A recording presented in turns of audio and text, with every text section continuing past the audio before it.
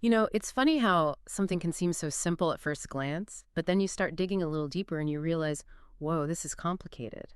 That's exactly what we're dealing with today as we take a deep dive into the use of corporal punishment in U.S. schools.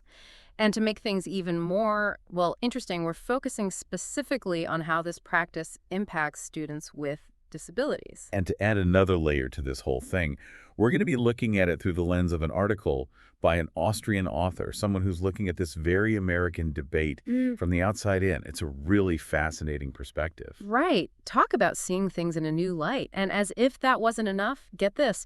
We're also going to be unpacking how a biblical proverb somehow ended up at the center of this modern policy battle. You really can't make this stuff up. It's like, how did we even get here? Seriously. So, where do we even begin? Well, the impetus for this whole deep dive was a situation that unfolded in Oklahoma earlier this year.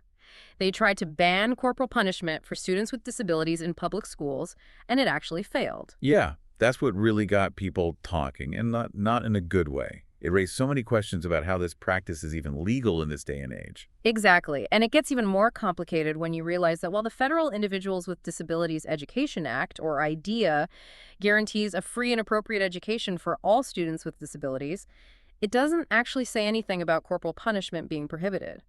So basically, it's up to the individual states to decide. And that's how you end up with this crazy patchwork of laws across the U.S., where in some states it's perfectly legal to physically punish students, while in others it's strictly forbidden. It's mind-boggling when you think about it. I mean, we're talking about 19 states that still allow corporal punishment in schools, which is pretty shocking when you consider how other developed countries have moved away from this practice entirely. Yeah, it's definitely a black mark for the U.S. when you look at it from a global perspective. Absolutely.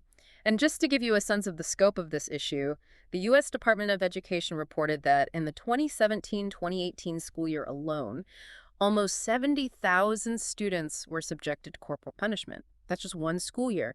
And we know that those numbers are likely even higher due to underreporting. Oh, absolutely. Underreporting is a huge problem in these cases, so that number is probably just the tip of the iceberg. It's a really disturbing thought. And the worst part is it's not evenly distributed. This practice disproportionately impacts boys, Black students, and you guessed it, students with disabilities. It's a huge issue, and it really makes you question how we got here. It really does. So before we go any further, let's make sure we're all on the same page about what we mean by corporal punishment. We're not talking about a gentle tap on the shoulder here. In Oklahoma, the legal definition is intentional infliction of physical pain.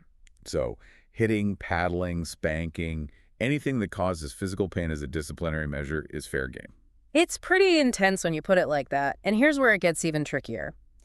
Oklahoma law actually prohibits corporal punishment for students with significant cognitive disabilities. But, and this is a big but, parents can sign a waiver allowing it. Yeah, that waiver throws a real wrench in things. It essentially creates this loophole where even though the law is trying to protect these students, their parents can override that protection. So, even though it's against the law in some cases, parents can essentially give schools permission to inflict physical pain on their children with disabilities in the name of discipline. Exactly. And that's where the whole religion and policy thing comes into play, which is a whole other can of worms. And that's where our Austrian author comes in. He highlights this one moment during the Oklahoma legislative debate that is just, well, listen for yourself.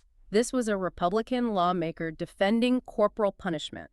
He actually quotes Proverbs 29.15 from the Bible, which says, "The rod and reproof give wisdom, but a child left to himself brings shame to his mother." It's really something else, hearing that in the context of a modern policy debate. I know, right? It's like something out of another time. But that's the thing with these ancient texts. They require so much context. Absolutely. Taking something written thousands of years ago and applying it literally to today's world, especially when it comes to something as sensitive as corporal punishment for children with disabilities, is just, well, it's problematic, to say the least. Right. And it's not just about ancient texts either. The article also mentions another lawmaker, also a Republican, who talked about a constituent who claimed their child with disabilities actually responded better to physical discipline than to positive reinforcement. And that's where things get really concerning. Yeah. Because we're talking about decades of research on child development, trauma, effective educational practices, especially for kids with disabilities, and then we're just going to disregard all of that because of a few anecdotes and personal beliefs. It doesn't really add up. Yeah, it seems like a dangerous game to play, pitting personal experience against scientific evidence, especially when it comes to something as serious as how we treat children. Now, before we get into the potential consequences of corporal punishment, let's talk a bit more about those significant cognitive disabilities that Oklahoma law, at least on paper, tries to protect.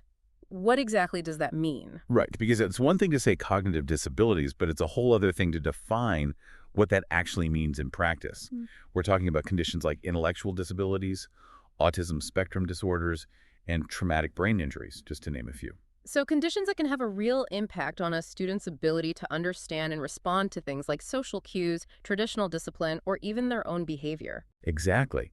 And when you think about it, those are the very kids who might be most vulnerable to misinterpreting situations or struggling to communicate their needs, which makes the idea of using physical punishment even more troubling. It's like we're creating a system where we're essentially punishing kids for having disabilities, which just seems completely counterintuitive to what education should be all about. Right. It's like instead of providing extra support and understanding to those who need it most, we're resorting to methods that could potentially do more harm than good.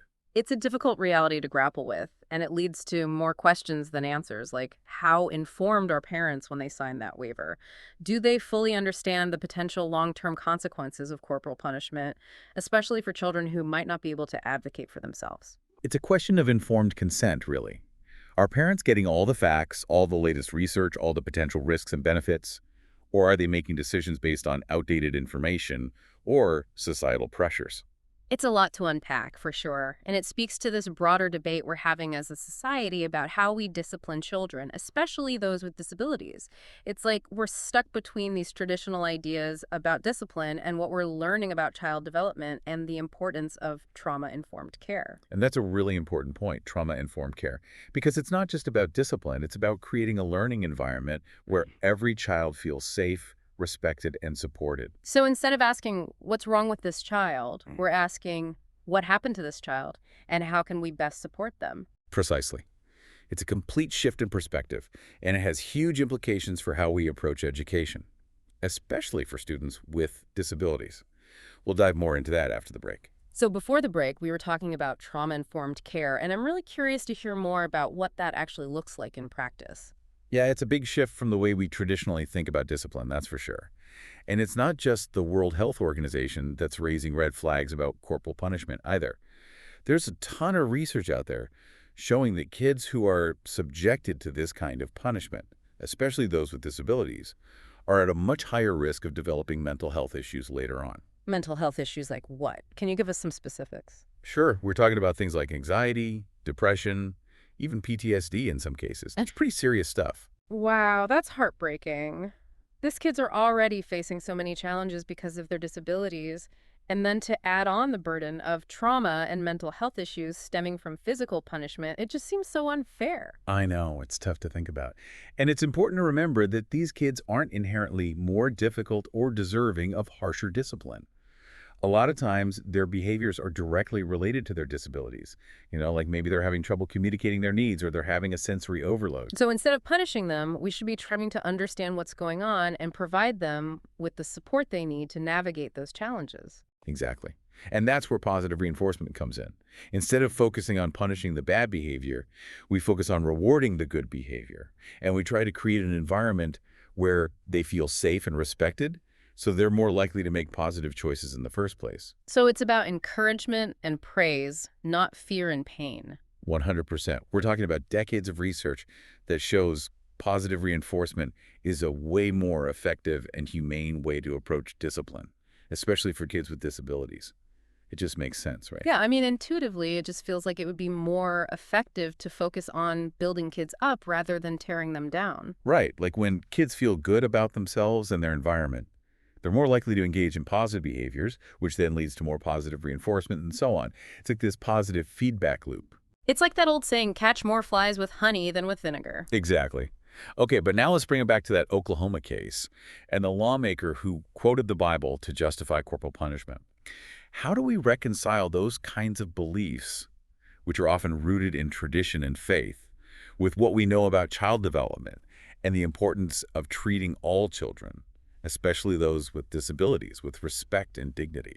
It's a tough one. It really is. And it feels like this debate goes way beyond just corporal punishment. It's like this bigger question about how we navigate the tension between deeply held beliefs and evolving social norms. That's a really insightful way to put it. It's something we grapple with all the time, right? As we learn more about the world and ourselves, we're constantly challenged to re-examine what we believe and why, and sometimes that means letting go of old ideas that no longer serve us. And that can be really hard, especially when those beliefs are tied to things like faith, family, or cultural identity. It can feel like you're betraying a part of yourself or your community. Right, exactly. And it's not easy to challenge the status quo, especially when it comes to something as deeply personal as how we raise our children.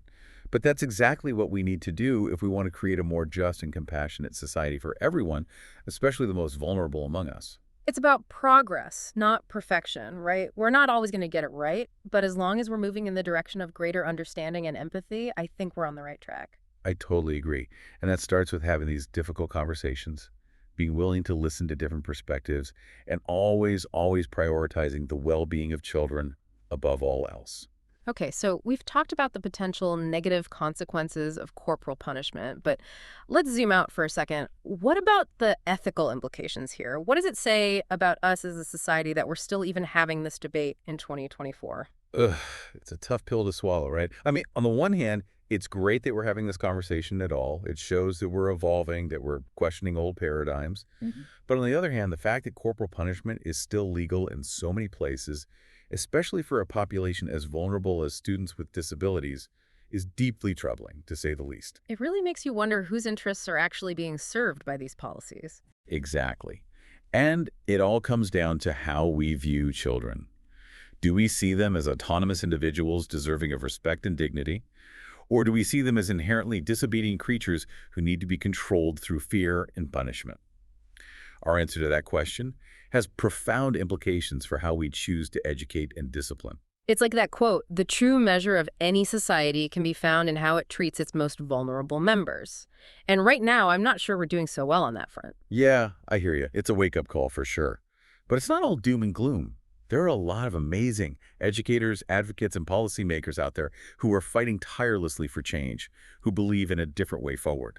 And it's important to highlight those positive examples, those success stories, because they can inspire hope and motivate others to join the movement for change. Absolutely.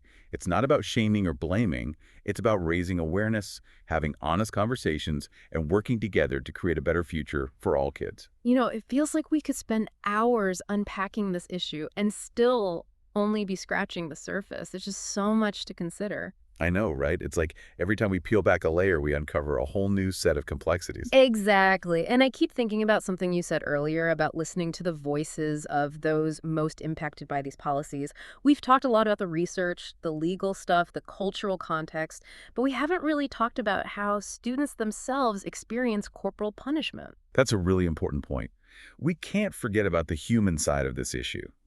These aren't just statistics or case studies. They're real children with real feelings. Right. And their experiences and perspectives are crucial to understanding the full impact of this practice. I mean, how do they feel about being physically punished by the adults in their lives? How does it affect their self-esteem, their relationships, their view of school and learning? Exactly. And for students with disabilities, who might already be struggling to navigate a world that doesn't always understand or accommodate their needs, the experience of corporal punishment could be even more confusing and traumatic. It's a lot to process, and I'll admit I'm feeling a bit overwhelmed by the weight of it all. I get it, it's heavy stuff, for sure. But it's important not to let the weight of the problem paralyze us into inaction. That's a good point. So as we wrap up this deep dive, where do we go from here? What can we do as individuals and as a society to create a more humane and just approach to discipline, one that truly honors the dignity and potential of all children? Well, for starters, I think it's about education. We need to keep talking about this issue, raising awareness, and challenging those outdated beliefs that are holding us back. And we need to do a better job of listening to and amplifying the voices of those most impacted by these policies. Let's hear from the students themselves, from the parents who are struggling, from the educators who are on the front lines trying to create positive change. Yes, 1,000 times yes. Their stories are powerful and they deserve to be heard. And on a practical level, we need to be advocating for policies that support positive and effective alternatives to corporal punishment. like trauma-informed care, restorative justice, positive behavior interventions and supports.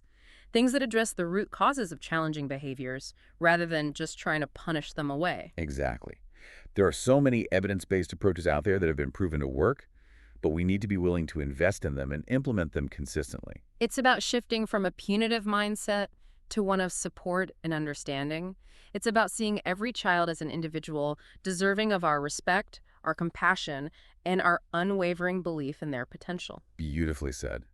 And I know it sounds idealistic, but I truly believe we can create a world where every child feels safe, valued, and empowered to thrive. It's going to take all of us working together, but it's a future worth fighting for. Absolutely.